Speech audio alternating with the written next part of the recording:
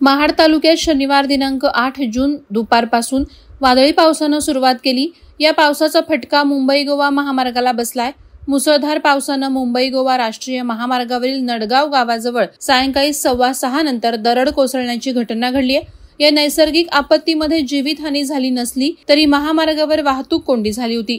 या घटनेची माहिती समजताच आपत्ती विभाग, राष्ट्रीय महामार्ग, महाड नगरपालिका आणि स्थानिक प्रशासनाच्या अधिकाऱ्यांनी घटनास्थळी धाव घेतली आणि दरड बाजूला काढण्याचं काम केलं। दरड कोसळल्याने झालेल्या वाहतूक कोंडीचा मार्ग तातडीनं बदलण्यात आला।